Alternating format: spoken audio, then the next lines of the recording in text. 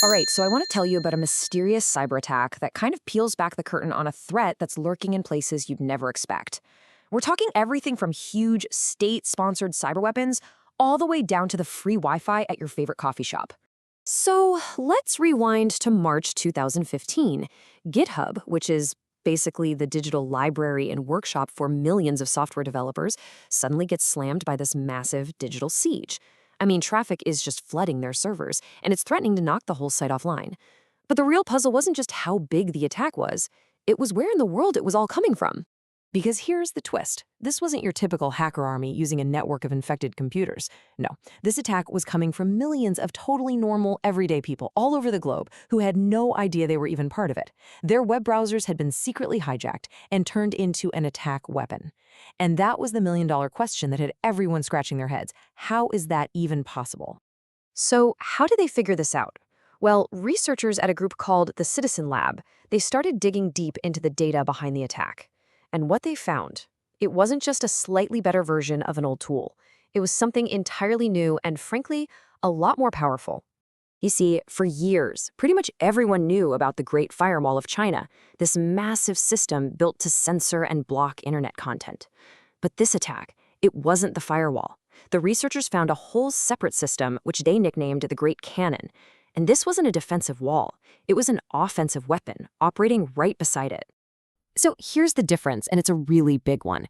Think of the Great Firewall like a border guard standing on the side of the information highway. It watches the cars go by and can inject a stop sign to block anything it doesn't like.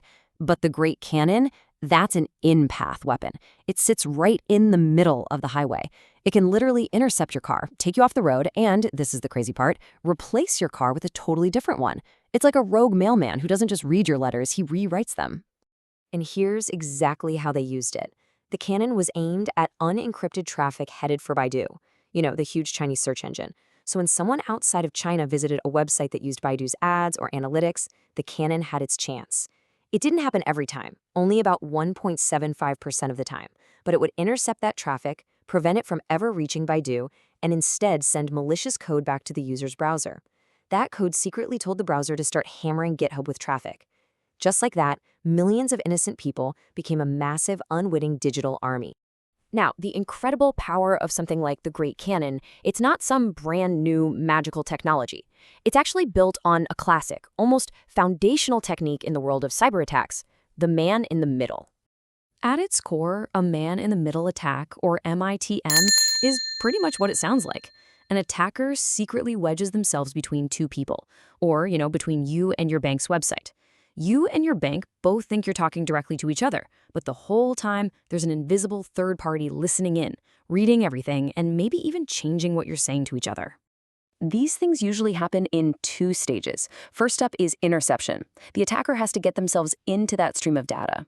A super common way to do this is by setting up a fake Wi-Fi hotspot or tricking your device into sending its traffic through them. Then, once they're in, phase 2 begins, manipulation. Now they're in the driver's seat. They can listen to anything unencrypted, or worse, they can actively start changing the information, injecting their own commands or sending you to fake websites. And you see these attacks out in the wild all the time. That rogue access point is a classic. You're at the airport, you see free_airport_Wi-Fi. You connect, and boom, the attacker can see everything you're doing. SSL stripping is even sneakier. It basically downgrades your secure encrypted connection to an insecure one so they can read your data in plain text. And DNS spoofing? That's when they trick your browser into going to a perfect replica of your banking site so they can steal your login details. But look, this isn't just about spies and massive cyber weapons. The exact same ideas are used by criminals every single day to target regular folks like you and me. To really see how common this is, let's look at a study that pointed the microscope away from international espionage and onto a university campus. So, a security team did a test at a university's Faculty of Engineering, and the results were, they were pretty shocking. They found that a staggering 70% of the Wi-Fi access points on campus were insecure or just badly configured. That means they were wide open to these same man-in-the-middle attacks, putting thousands of students and faculty at risk. And this really shows the other side of the coin, the human element. The same study found that only about 28% of students even knew what a man-in-the-middle attack was. And even fewer, just 18%, took the most basic step of using a VPN to protect themselves on public networks. So you have all of these technical holes, and then you have a lack of awareness that just makes the problem so much worse. And the researchers really hit the nail on the head. Their conclusion was simple. User behavior is a huge vulnerability. Even with the best tech in the world, our own habits, connecting to sketchy networks, clicking through security warnings, that's often what creates the perfect opportunity for an attacker to get in. Okay, so what can we actually do about all this? The good news is, while the threat is definitely real, we're not helpless. We can build a really strong digital defense with just a few good habits. So here's your playbook for staying safe.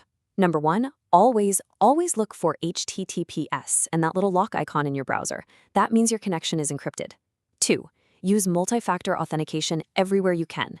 That way, even if someone steals your password, they still can't get into your account. 3, and this is a big one, if you're on public Wi-Fi, use a VPN. It basically creates a secure private tunnel for your data that keeps anyone from snooping. And finally, something so simple, double-check the network name before you connect. Is it Starbucks_Wi-Fi or Starbucks_Wi-Fi? That one extra letter could be the trap. So the main takeaway here is pretty clear. Whether we're talking about the Great Cannon turning global internet traffic into a weapon, or just a simple rogue Wi-Fi hotspot at the airport, the man in the middle is a serious, scalable threat. It exploits the very way we connect and communicate every day. Which really leaves us all with one big question to think about. Every time you go online, your digital life is in transit. Do you really know who might be in the middle?